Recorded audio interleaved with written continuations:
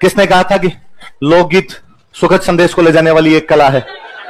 किसने कहा था लोकगीत जनता की भाषा है? और हमारी संस्कृति के राजस्थान के लोकगीतों को कितने भागों में बांटा जा सकता है? पहले प्रकार के जनसामान्य के, दूसरे प्रकार के प्रोफेशनल और तीसरे प्रकार के रीजनल। जनसामान्य के लोकगीत कितने भागों में बांटा जा सकता है? पहले प्रकार के जो शादी ब्याह से संबंधित हो, कोई 3-4 गीतों के नाम बताओ देखे। बना बनी, घुड़चड़ी, हल्दी, मायरा, बहात, जल्ला, है ना, बधावा, इस प्रकार के जो भी गीत होते हैं। उसके बाद दूसरे प्रकार के कौन से? त्योहार में होली पे कौन से गाए? रसिया और धमाल। दीपावली पे कौन से गाए? हीड़ गाया जाए। तीसरे प्रकार के ऋतु सीजन संबंधित, जैसे कौन से? चेती, कजड़ी, सियारो, उनारो, चौमासो, इस प्रकार फागण वगैरह, है ना। चौथे प्रकार के कौन से? धार्मिक, जैसे तेजाजी महाराज का तेजा, केला देवी का लंगूरिया, माता जी की भजन गाए तो चिरजा, और देवताओं के गाए तो अर्ध, अभी लास्ट में जो बचे वो सत। जैसे कौन से 2-4 नाम? इंद्रणी, पनियारी, कंगसियो, इस प्रकार के जो भी गीत थे वो पढ़े हमने। अच्छा, उसके बाद दूसरे व्यवसायिक में 2 बातें पढ़ी, एक तो जातियां, एक उनके राग। जातियां कौन सी? डाली, डोड, लंगा, मंगनियार, गंधर्व, कालबेलिया, जोगी, नट, ऐसी खूब प्रकार की जाति है ना। और उसके बाद राग कौन से पढ़े उनके? सौरठ, देश, मांड, सिंधु, मारू, है, असावरी, पिल्लू। अच्छा, युद्ध के टाइम कौन से राग बजाए जाते हैं? कौन से? सिंधु और मारू राग बजाए जाते हैं। तीसरे प्रकार के कौन से? क्षत्रिय। क्षत्रिय में कितने प्रकार के होते हैं? 3। पहले प्रकार के मरुस्थलीय गीतों के नाम बता दो देखे थोड़े। पुरजा, पीपली, घुघरी, केवड़ो, रतन राणा कहां करा जाता? अमर। कौन सी क्रांति में काम आया था? 57 क्रांति। दूसरे प्रकार कौन से? पर्वतीय में नाम बताओ 2-4। पटेलिया, लालर, बिचियो, उनतारिया, सवारी, नावरी। ये ज्यादातर गीत कैसे है? जनजाति। ज्यादातर गीत कैसे है? सामूहिक गीत होते हैं। तीसरे प्रकार के मैदानी भाव। इनमें ज्यादातर गीत कौन से थे? श्रृंगार रस के थे, आगे से रस के थे, भक्ति रस के थे। फिर हमने कुछ गीत पढ़े, तो हमने राजस्थान का राज्य गीत कौन सा है? कौन सी गायन शैली में गाओ? अच्छा, संदेश भेजने के लिए पति से पत्नी के पास, पत्नी से पति पास कुर्जा, और भील महिला भेजे तो सगाई के बाद में जो गाया जाए मोरियो प्रकार के, तो ऊंट के गले के आभूषण वाला। अच्छा, और शादी के टाइम में दूल्हे को जादू टोने से बचाने के लिए, और वो गालियों वाले जो गीत होते हैं, शुभ काम की पूरा होने पर जो गीत गाया जाए, दामाद ससुराल आए तब गाया जाए, लड़की विदा हो तब गाया जाए। और जैसलमेर में किसी की याद में गाया जाने वाला गीत कौन सा? जोरा। इधर अलवर में किसी की याद में गाया जाने वाला गीत हिचकी, कौन सा था? हिचकी। हाड़ोती का एक लोकगीत बताया था, कौन सा? पिछुरा। सिरोही में एक प्रेम कहानी का लोकगीत, और ये कौन गाते हैं? ढाडी जाति के लोग। जैसलमेर में एक प्रेम कहानी का गीत मुमल, कौन सा गीत था? मुमल नाम का गीत था। और तो कौन से पढ़े हमने? पीपली कौन से क्षेत्र का? कौन से त्योहार पे गाया जाए? तीज। एक और शेखावटी मारवाड़ गीत बताया था चिरमी, कौन सा बताया था? और जल्ला बताई दिया था अपने। चलो ठीक है। इसके बाद हमने पढ़े लोक गायन शैलियां। एक लोक गायन शैली पढ़ी हमने मांड, क्योंकि जैसलमेर का पुराना नाम ही क्या था? मांड। अतः यहां से विकसित लोक गायन शैली भी मांड कहलाई, लेकिन बाद में पूरे राजस्थान में फैल गई। अलग अलग प्रकार हो गए। कौन से आपके? जैसलमेरी मांड, जयपुरी मांड, जोधपुरी मांड, बीकानेरी मांड, उदयपुरी मांड, है ना। और आपके बीकानेर में 2 गायिकाएं भी बताओ कौन? अल्लाह जलाई बाई और गौरी बाई। पाली में, उदयपुर में, जोधपुर में, और आपके जयपुर में बन्ना बेगम। और एक बेगम को और कुछ मिला अभी, बतूल बेगम। कौन है? बतूल बेगम। कौन सा पुरस्कार कब दिया गया? कौन से मंत्रालय द्वारा दिया गया? महिला एवं बाल विकास मंत्रालय द्वारा। और ये भारत का महिलाओं को दिया जाने वाला सर्वोच्च सम्मान, हाईएस्ट ऑनर जो महिलाओं को मिलता है वो कौन सा? अपना नारी शक्ति पुरस्कार है। अच्छा, उसके बाद हमने पढ़ा एक मंगनियार गायकी। मंगनियार क्या होती है? एक जाति। कौन से क्षेत्र में? तो वहां जो लोक गायन शैली विकसित हुई उसका नाम क्या हो गया? मंगनियार। और उसके 2 कलाकार बताए मैंने, सदीक खान और साकर खान, और उनके वाद्य यंत्र बताए मैंने। इनमें खड़ताल कौन बजाता था? सदीक खान। कमाईचा कौन बजाता? साकर खान। तो सदीक खान के नाम पे जयपुर में क्या बना हुआ है? सदीक खान मंगनियार लोक कला अनुसंधान परिषद। कब बनाई गई? लंगा कौन से क्षेत्र में? वो लंगा भी अपने आप में क्या है? समुदाय। और इनके मुख्य वाद्य यंत्र कौन से थे? और इनका मुख्य गीत कौन सा? निम्बूडा इनका। अच्छा, ब्रिज क्षेत्र के इधर आगे उन्होंने कौन सी गायकी चलाई? वो इधर क्यों आए थे? औरंगजेब ने संगीत पे रोक लगा दी। अपने कौन से इलाकों में लोकप्रिय हुए? अलवर, भरतपुर, करौली, सवाई माधोपुर वाला इलाका। मुख्य वाद्य यंत्र उनका नगाड़ा। संगीत घराने पढ़े हमने। जयपुर घराने के संस्थापक कौन थे? मंदरंग का वास्तव में नाम आगे बढ़ाने वाले मोहम्मद अली खां कोठीवाल। जयपुर घराने की शाखा पंजाब चली गई। शुरू किसने किया? अली बख्श और फतेह अली, जिन्हें प्यार से क्या कहते हैं? कौन से नवाब ने कौन सी उपाधियां दी? और आगे किसने बढ़ाया? एक यूपी चला गया, वो कौन सा था? अतरौली घराना। कौन सा? अतरौली घराने को शुरू करने वाले, साहब खान वाले को आगे बढ़ाने वाले, और मानतोल खान को क्या कहते हैं? रुलाने वाले फकीर। एक यूपी और गया, वो कौन सा था?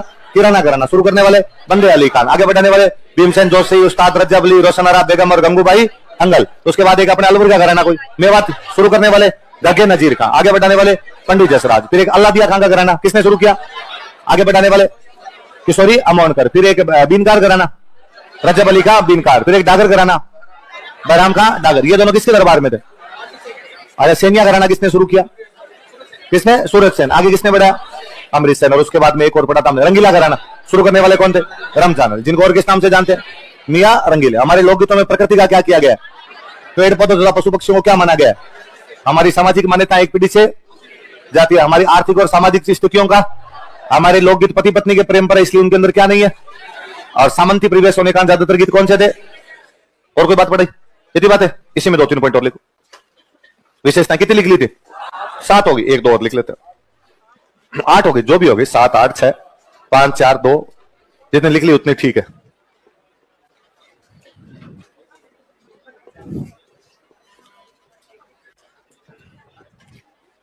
अच्छा, एक अपने सीधे सी बड़ी बात कि भाई ये हमारे लोकगीत थे जो अलग अलग जातियों ने थोड़े प्रोफेशनल ढंग से गाने शुरू कर दिए। लंगा मंगनियार ये जो भी गाते हैं, गाते तो सारे लोकगीत ही हैं, पर अब ये इनके रोजगार का साधन है। इनके क्या है कि हमारे लोकगीत विभिन्न समुदायों के लिए किसका साधन बन गए थे? रोजगार। अब लंगा मंगनियारों के बड़े बड़े कार्यक्रम होते हैं, उनके बड़े बड़े शोज होते हैं, उन शोज की फीस लेते हैं। उनमें गीत कौन से गाते हैं? सारे लोकगीत। ये तो नहीं उन्होंने अपने को नए गीत बनाए ना, नया कोई गीत नहीं है उनका, और आज भी वो पुराने वाले लोकगीत गाए जा रहे हैं। देखो, हमारे लोकगीत विभिन्न जातियों तथा जनजातियों के लिए रोजगार का साधन बने। हमारे लोकगीत विभिन्न जातियों तथा जनजातियों के लिए रोजगार का साधन बने। Our folk songs became source of employment for many communities and tribes. Our folk songs became source of employment for many communities and tribes. हमारे लोकगीत विभिन्न जनजातियों तथा समुदायों के लिए, विभिन्न समुदायों तथा जनजातियों के लिए रोजगार का साधन बने। क्या हुआ? ये लाइन लिखो, अभी जो बोलिए ये लिखो है। अरे कोई पॉइंट नहीं है, ये पॉइंट है अपना जो लिखा है वो, क्यों लोड लिया इतना? आगे वाले पॉइंट नीचे लिख लेना, इसके क्या फर्क पड़ता है उससे? अंग्रेज तो रहोगे कम से कम। तो क्या लिखा? विभिन्न जनजातियों तथा समुदायों के लिए रोजगार का साधन। फिर नॉर्मली अपने जो सब जब लोकगीत शुरू किए थे, मैंने पूछा लोकगीत क्या होते हैं? आपने कहा कि सर वे होते हैं जिनके अंदर सुर, लय, ताल, छंद आदि कुछ भी नहीं। पर हमारे तो यहाँ पे संगीत घराने बने हैं साहब, और संगीत घराने भी गाते हमारे लोकगीत ही थे। और उन संगीत घरानों के अंदर तो बाद में सारे गामा पादा निसे का पूरा ध्यान रखना पड़ता। तो हमारे लोकगीतों के आधार पर कालांतर में शास्त्रीय गायन शैलियां डेवलप हुई है। हमारे लोकगीतों के आधार पर बाद में संगीत घराने डेवलप हुए हैं। लिखो, हमारे लोकगीतों के आधार पर, on basis of our folk songs, हमारे लोकगीतों के आधार पर, on basis of our folk songs, विभिन्न शास्त्रीय गायन शैलियां, वेरियस क्लासिकल म्यूजिक स्टाइल्स, विभिन्न शास्त्रीय गायन शैलियां, वेरियस क्लासिकल म्यूजिक स्टाइल्स तथा संगीत घराने विकसित हुए and music gharanas were developed, तथा संगीत घराने विकसित हुए and music gharanas were developed, तथा संगीत घराने विकसित हुए and music gharanas were developed. फिर मैं नेशनल मूवमेंट पढ़ाऊंगा तब और बताऊंगा, एक बार यही लाइन लिख लेते हैं। हमारा जब यहाँ पे फ्रीडम मूवमेंट चल रहा था, जब हमारा आजादी का आंदोलन चल रहा था, उस समय खूब सारे कवियों ने ऐसे गीत लिखे जिससे वहां की जनता के अंदर आजादी की भावना विकसित हुई। आजादी की भावना विकसित करने में भी कवियों का क्या रहा? योगदान रहा। लिखो, स्वतंत्रता संग्राम के दौरान, ड्यूरिंग फ्रीडम मूवमेंट, स्वतंत्रता संग्राम के दौरान, ड्यूरिंग फ्रीडम मूवमेंट, लोकगीतों ने जनता में स्वतंत्रता की भावना विकसित की। लोकगीतों ने जनता में स्वतंत्रता की भावना विकसित की। Folk songs infuse sentiments of freedom among public, या सेंटिमेंट्स ऑफ नेशनलिज्म, ये लिख लो, राष्ट्रवादी भावनाएं विकसित की। हमारे लोकगीतों में हमारे लोकगीतों ने जनता में राष्ट्रवादी भावनाएं विकसित की। और folk songs infused sentiments of nationalism among public, जनता में राष्ट्रवादी भावनाएं विकसित किया, राष्ट्रवादी भावनाओं का संचार किया।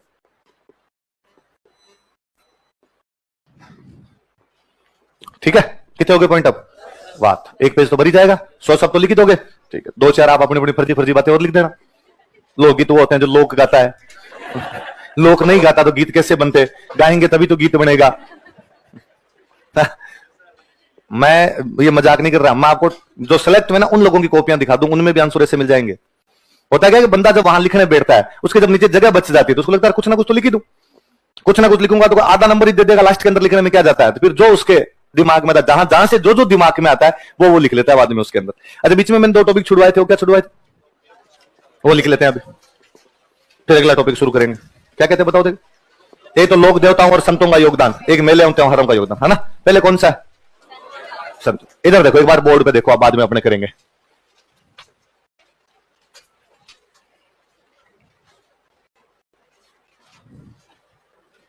देवताओं तथा संतों का योगदान,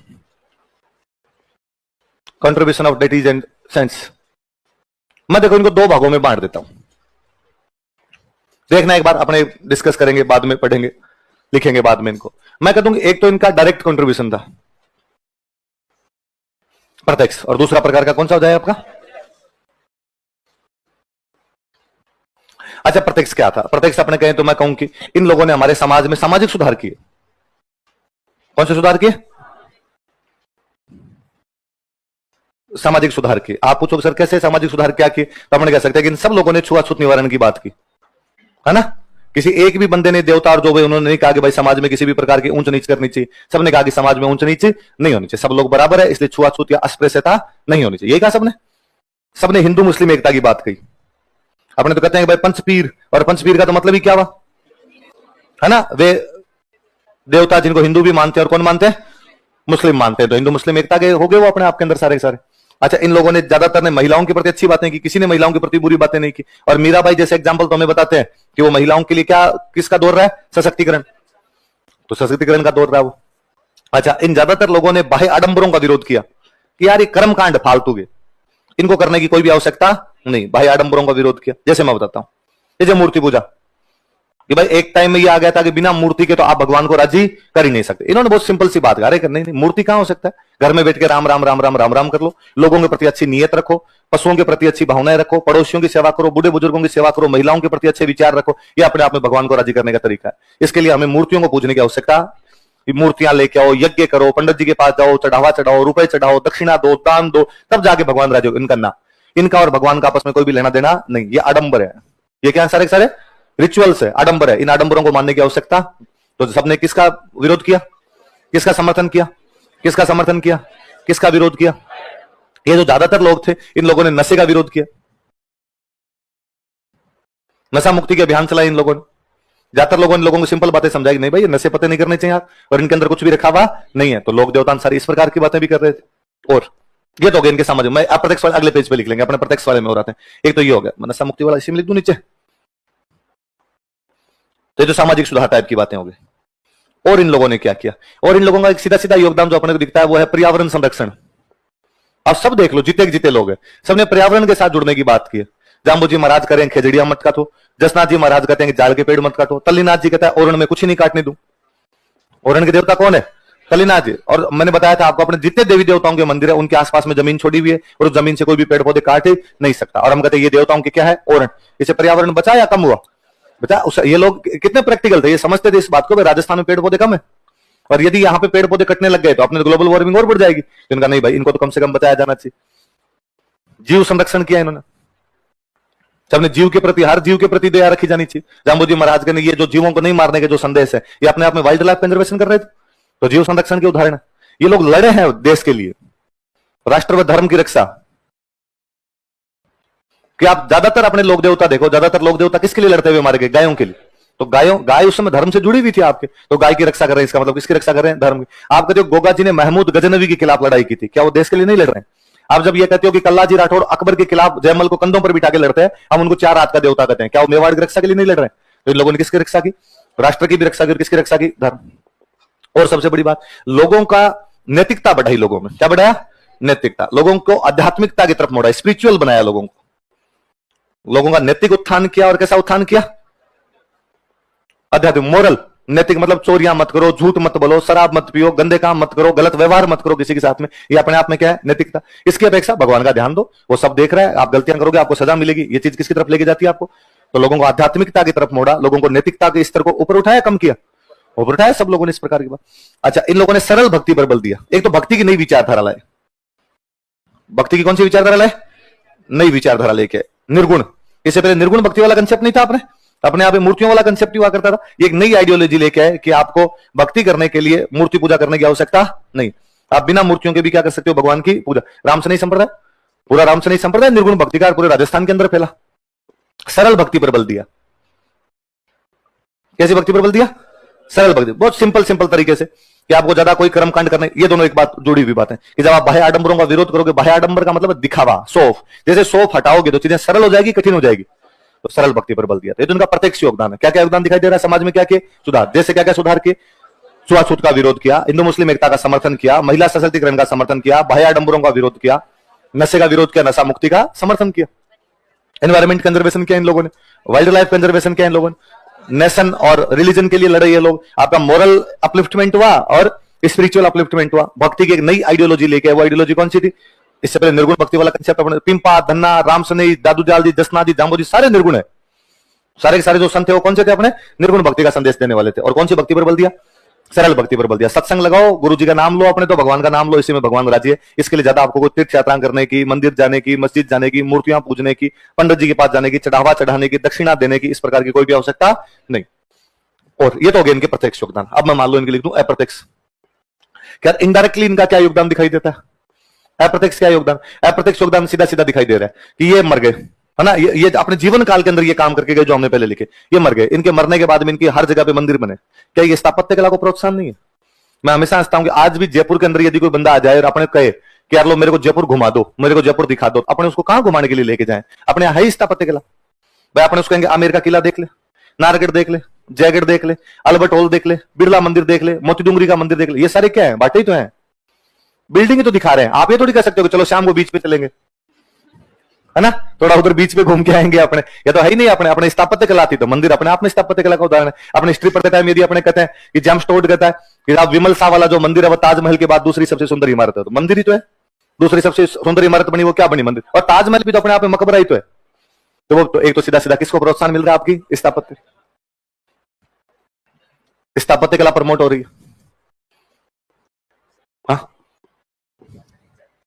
अनुष्का है अपनी क्लास में, तो किसको प्रोत्साहन मिल रहा है? आपके स्थापत्य कला को। स्थापत्य कला को प्रोत्साहन का मतलब है क्या बनाए जा रहे हैं यहां पर आपके मंदिर वगैरह। अच्छा, दूसरा आप जब ये कहते हो कि बाबूजी की फड़ बांधी गई, देवनारायण जी महाराज की फड़ बांधी गई, आप कहते हो नाथ द्वारा में पिछवाई बनाई गई, ये चित्रकला को प्रोत्साहन नहीं है भाई। कोई पेंटर होंगे वही तो बनाएंगे, ऐसे तो कौन बनाएगा? तो ये चित्रकला को प्रोत्साहन दिया जा रहा है, चित्रकला को प्रमोशन मिल रहा है फड़ में, पिछवाई में। और क्या हो सकता है? लोक संस्कृति को, फोक कल्चर जो है उसको इन लोगों ने आगे बढ़ाया। लोक संस्कृति को बढ़ावा कैसे? ये गीत और नृत्य जीते। पर कल्चर में क्या आता है? गीत नृत्य इस प्रकार की चीज आती है। आप जब कहते हो चिरजा गाएंगे, माता जी नहीं होते तो चिरजा कहां से आती? आप कहते हो हरजस गाएंगे, आप जब कहते हो हम अग्नि नृत्य करेंगे, आप जब कहते हो हम 13 ताली डांस करेंगे, ये अपने आप में क्या है? Folk culture. और ये फोक कल्चर किससे शुरू हुई है? सारी की सारी इन संतों से, इनसे शुरू हुई। लोक भाषा और साहित्य को बढ़ावा।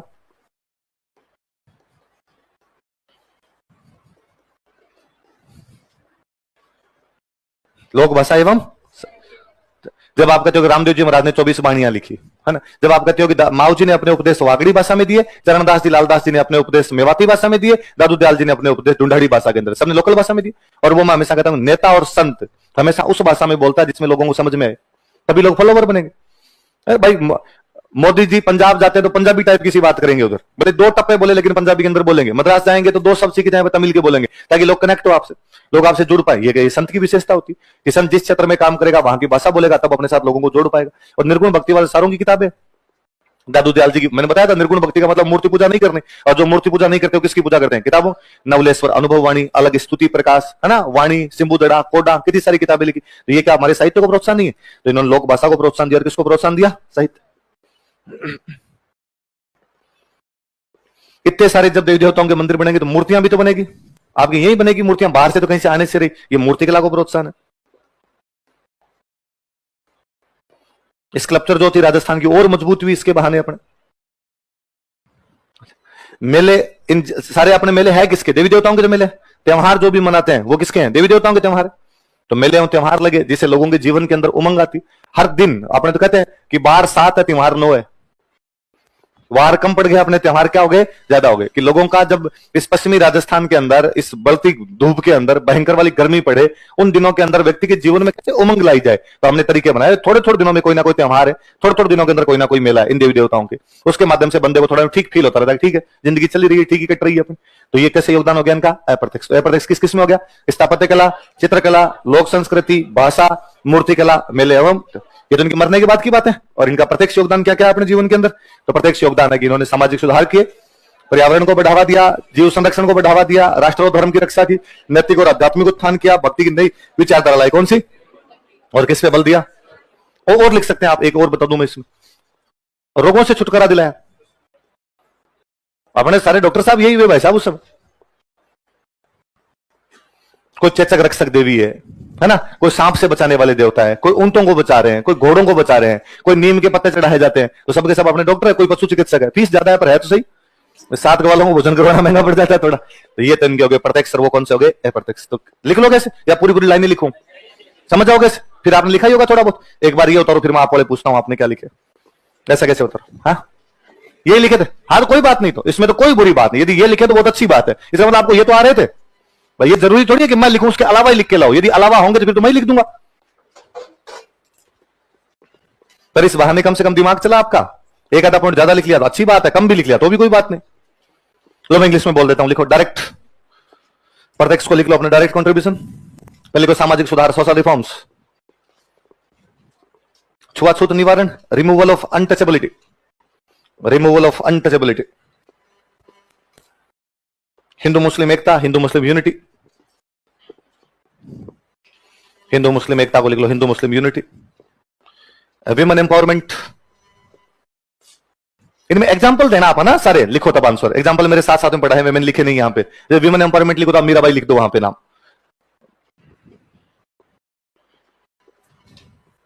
बाह्य आडंबरों का विरोध, अपोज रिचुअल्स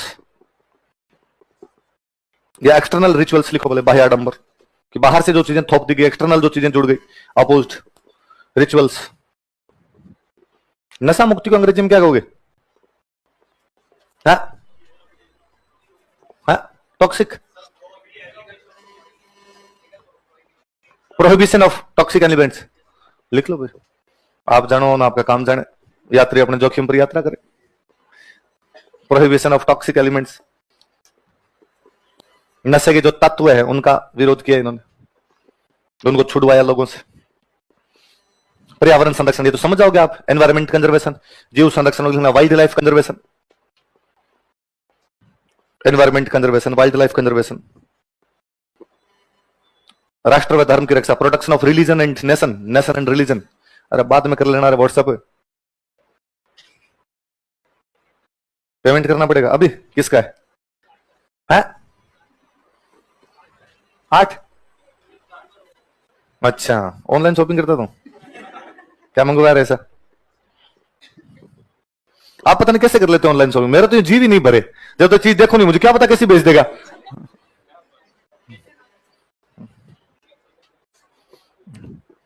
राष्ट्र एवं धर्म की रक्षा, protection of religion and nation, नैतिक एवं आध्यात्मिक उत्थान, moral and spiritual upliftment, moral and spiritual upliftment, नैतिक व आध्यात्मिक उत्थान, भक्ति की नई विचारधारा, सिंपल आइडियोलॉजी ऑफ भक्ति, आगे लिख लो निर्गुण भक्ति, moral and spiritual upliftment, rise, moral and spiritual rise, भक्ति की नई विचारधारा, सिंपल आइडियोलॉजी ऑफ भक्ति, आगे लिख लेना निर्गुण भक्ति। तो सिंपल लिखना भाई, इन्होंने निर्गुण भक्ति का प्रचार प्रसार किया, जैसे 2-3 एग्जांपल लिख देना आप। सरल भक्ति पर बल, एम्फेसाइज ऑन सिंपल भक्ति, सरल भक्ति पर बल, रोगों से निवारण, प्रोटेक्शन फ्रॉम डिजीज, रक्षा की रोगों से,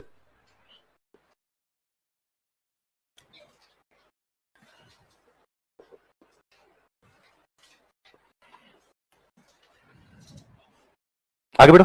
उतार लिया सबने? वापस देख लो एक बार। पहला क्या पॉइंट है आपका? सामाजिक सुधार। सामाजिक सुधार में 4-5 चीजें लिखनी, जैसे कौन कौन सी? छुआछूत निवारण, हिंदू मुस्लिम एकता, महिला सशक्तिकरण, बाह्य आडंबरों का विरोध और नशा मुक्ति का समर्थन कर दो बोलेगा। उसके बाद आपका पर्यावरण बचाया, जीवों को बचाया, देश और धर्म को बचाया, लोगों का नैतिकता बढ़ाई, लोगों में स्पिरिचुअलिटी बढ़ाई इन लोगों ने, भक्ति की एक नई विचारधारा लेके आए। वो कौन सी थी?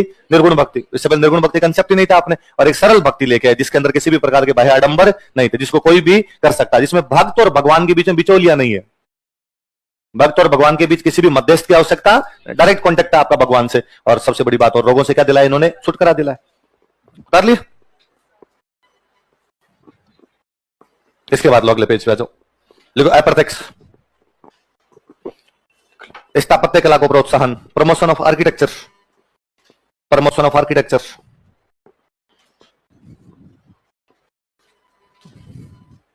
एग्जाम्पल लिखना आगे, देलवाड़ा तथा रणकपुर के जैन मंदिर अपने आप में क्या देवी देवताओं के मंदिर ही तो है। आपने ये लिखना, तेजाजी महाराज के मंदिर, गोगा जी के मंदिर। हिंदू मुस्लिम एकता में आप लिखना कि गोगा जी का, गोगा मेडी का मंदिर तो बना हुआ ही मकबरा शैली के अंदर है। अगला लिख लो, चित्रकला को प्रोत्साहन, प्रमोशन ऑफ पेंटिंग्स। एग्जाम्पल लिखना, फड़ पिछवाई।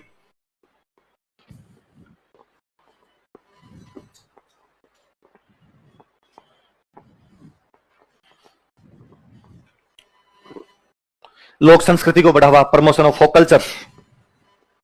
लोक संस्कृति को बढ़ावा, प्रमोशन ऑफ फोक कल्चर। चिरजा, हरजस, अग्नि नृत्य, तेरेताली नृत्य, इनके जो भी आगे फॉलोवर्स हुए उन्होंने इन चीजों को आगे बढ़ाया। फिर लोक भाषा एवं साहित्य को प्रोत्साहन, promotion of local dialects and literature. Local dialects and literature, Vagdi, Dhundhari, Mewat, इन सब में उपदेश दिए, इतनी सारी किताबें लिखी, तो उससे हमारा साहित्य समृद्ध हुआ। संत साहित्य पूरी एक टर्मिनोलॉजी बनी अपने तो। लोकल डायलेक्ट्स एंड लिटरेचर, मूर्तिकला, स्कल्पचर,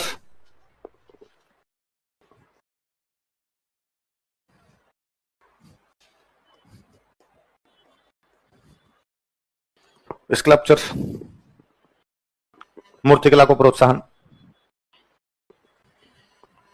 और लास्ट निकला फेयर्स एंड फेस्टिवल्स। इनका महत्व और आगे पढ़ेंगे तब ये बातें भी जुड़ जाएगी साथ में, मेले एवं त्योहार।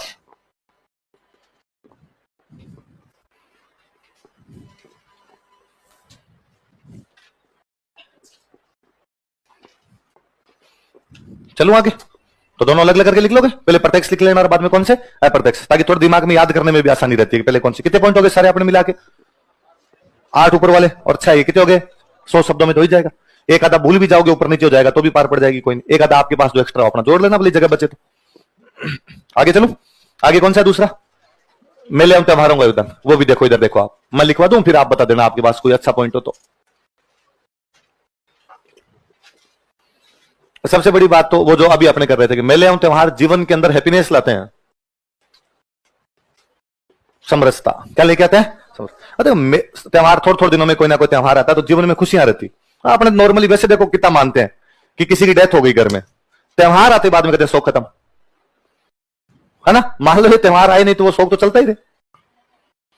वरना नॉर्मली मतलब शादी कितना, मतलब इन चीजों को हमने यूं लिटरली लेना शुरू कर दिया था कि किसी के परिवार में डेथ हो गई, अब उस परिवार में शादी करनी है। शादी कब करेंगे? तो त्योहार निकल जाएगा।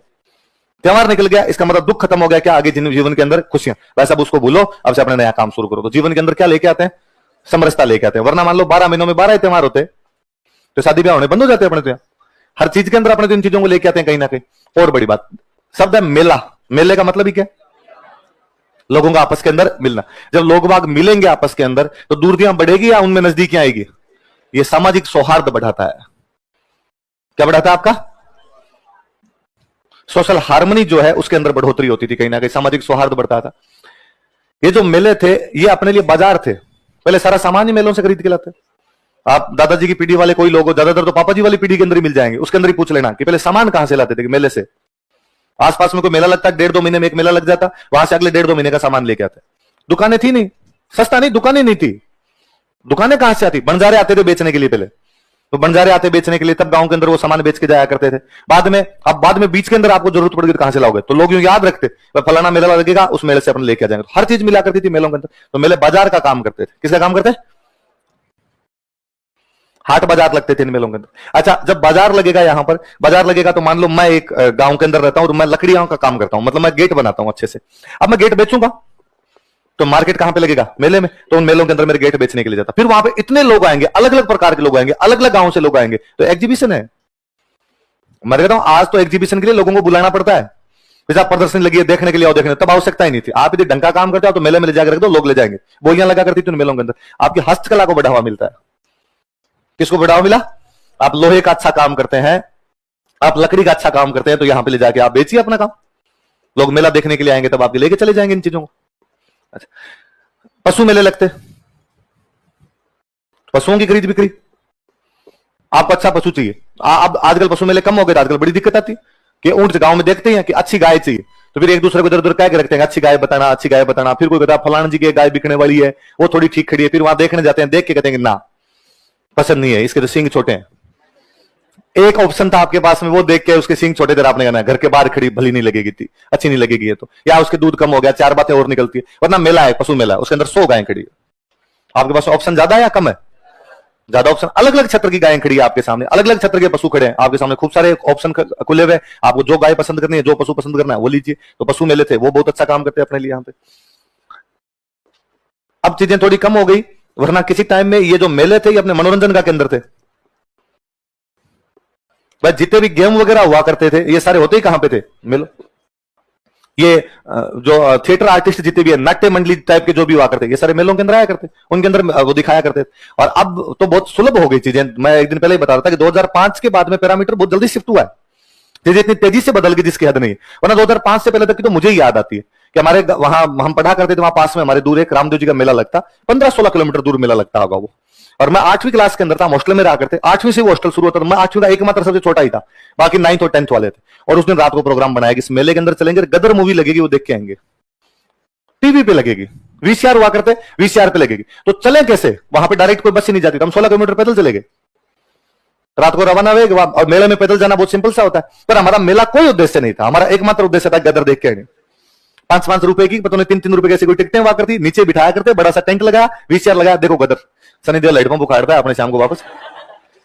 तो ये मनोरंजन का केंद्र था यार, इनके बिना मनोरंजन कहां से करता बंदा अपने जो। ये फड़ वगैरह जो थी ये इनके वहां पर हुआ करते, वाचन वगैरह हुआ करते मेले। भाई पाबू जी का मेला लगेगा तो क्या फड़ बांचेंगे पाबू जी? तो मैं हमेशा कहता हूं कि पाबू जी की फड़ केवल पाबू जी की फड़ को धार्मिक दृष्टि से ना देखा जाए, ये मनोरंजन का साधन है, ये मूवी है उस टाइम की। आज आपकी मूवी का मतलब है कि आपके सामने सीन चल रहे हैं, एक सीन आया, फिर दूसरा सीन आया, फिर तीसरा सीन आया, 3 घंटे का मनोरंजन ही तो करके आते हो। वहां पे क्या करके आते हो? सेम वो है, वो सीन चल नहीं रहा, अब चल चित्र है, वो खड़ा चित्र है, तो उसके अंदर एक पर्दा लगा हुआ है, सामने भोपाल भोपी दोनों खड़े गा गा के सुना ही रहे, डांस कर ही रहे। तो लोग 3 घंटे मनोरंजन तो करते। एक खेत से दुखी आदमी आया, पूरा दिन काम करके आया, गर्मी में काम करके आया, शाम को देखा यार थोड़ा बहुत तो जीवन में कोई सरसता आए तो ठीक है साहब, शाम को भगवान का नाम भी हो जाएगा और साथ में मनोरंजन भी हो जाएगा, डांस वगैरह होते, लोग देख के घर पे चले जाया करते। तो किसके अंदर हुआ करते? और कई सालों से बड़ा गर्व करते हैं हम इस बात पे कि कबड्डी और कुश्ती में भारत को कोई नहीं हराता। बेसिकली कबड्डी में अपने दुनिया का चैंपियन है भारत, और कुश्ती में इन सालों के अंदर तो अपने कुश्ती वाले पहलवान, ईरान वालों को छोड़ दो थोड़ा, बाकी तो अपने सब लड़कियां लड़के सब निकल रहे हैं। ये यदि कुश्तियां भारत में बची हुई, इसका एकमात्र कारण मेले हैं। यदि हमारे मेले ना लगे होते तो हमारी कुश्तियां नहीं होती। पहले गांव में तैयार करते अपने कुश्ती वाले पहलवान को कि फलाना मेला लगेगा और तू चलेगा उसके अंदर। और वो तो ये मेले वाली बातें तो मेरी गांव के अंदर सुनी हुई है। ददरेवा हमारे बहुत पास में पड़ता है, गोगाजी वाला ददरेवा, तो मेरा गांव ददरेवा के एकदम पास में पड़ता है। तो मेरे एक ताऊ जी थे, वो अच्छे कुश्ती लड़ा करते थे, तो घर वाले उनके बारे में खूब बताते कि ददरेवा वाले मेले के लिए उनको तैयार किया जाता कि भाई 12 महीने बाद, 12 महीने में आएगा मेला, ददरेवा का मेला आएगा, ददरेवा के मेला में कुश्ती लड़नी है। तो बस जिंदगी का एक ही मकसद है कि ददरेवा वाले मेले में क्या लड़नी है जाके, और वो पूरे गांव के लिए बड़ा यूं विषय हुआ करता। और पापा ने वो कहानियां सुनाते हैं तब की, वो हरियाणा के एक पहलवान आया करते ददरेवा वाले मेले में, और पिछले 3-4 बार से वो जीत रहे थे। और वैसे कि वो पहलवान जो भी बड़ा पहलवान होता वो आगे झंडा काटता अपना, झंडी लगा दी, किसी को लड़ना तो आ जाओ। और वो डाकी टाइप का आदमी था, उसे लड़ने नहीं जाता कोई, डर लगता कि यार ये मार देगा। और वो हमारे गांव वाले जो तौजी थे, तो वो बहुत यंग एज में 17-18 साल के हुए, तभी उस शरीर में एकदम लंबे चौड़े उस टाइप के हो गए। तो उनको गांव वालों ने उतारा उस बार, तो उस पहलवान के सामने गए तो उस पहलवान ने कहा कौन से गांव का है? तो गांव वाले ने बाकी खड़े थे, उनका फलाने फलाने उस गांव का है। तो उनका बच्चा है, बाहर निकालो, मैं तोड़ दूंगा, बीच में से कर दूंगा, चीर दूंगा, काम भेजा है इसके सामने। तो वो गांव वाले और करते, उन्होंने कहा भाई 3 है, मार दे। तो क्या होगा, मरेगा ज्यादा से ज्यादा, तो 3 है, बाकी 2 तो रह जाएंगे। उस हरियाणा वाले पहलवान को पटका था, उसके बाद उसने आना बंद कर दिया। उसके वो शर्म आई कि यार मैं 5 साल से जीत रहा था, 17 साल का एक लड़का यार, मैंने उसके बारे में यही और कहा था। और उसके बाद वो बाद में आए, उसने बाद वो पटका, उसके बाद वो बेचारा वापस आया नहीं था। ये क्यों बची हुई, ये चीज क्यों कर पाए वो लोग? क्योंकि मेला है। वरना तो आप गांव के अंदर तो भले किसी से लड़ लो, गांव का तो वो पहलवान था ही, आसपास के अंदर यदि जाके लड़ा। अब ठीक है, उस टाइम ये ट्रॉफियां वगैरह होती नहीं थी आपके, तो कारण क्या थे मेले। आज कितने प्लेटफॉर्म है, आज दूसरे प्लेटफॉर्म है, पर वो व्यवस्था बची रही तभी तो प्लेटफॉर्म आगे डेवलप हो पाए। आज आप कहते हो कि कबड्डी वाला कौन सा लीग होता? Pro kabaddi league. तो कबड्डी की परंपरा है गांव में, कि मेलों के चक्कर में 12 महीने कबड्डी खेलते गांव के अंदर, कि मेला होगा, मेले के अंदर एक तो मेलों के अंदर एक शादी ब्याह। पहले शादी ब्याह में जरूरी हुआ करता था कि बारात में एक आधा अपने साथ पहलवान लेके जाते, और लड़की वाले कहते कि लो कौन आया इस बार, लाओ तुम्हारे। और ये कबड्डियां कुश्तियां करना, ये पकड़ने, पूंछे पकड़ने, कि यूं कोई सामने वाला आता है वो गदला मैंने पकड़ ले, छुड़ा ले। तो गांव में बड़ा शानदार गेम हुआ करता था, अगला ये पकड़ लिया, आप छुड़ा के दिखा दे इसको।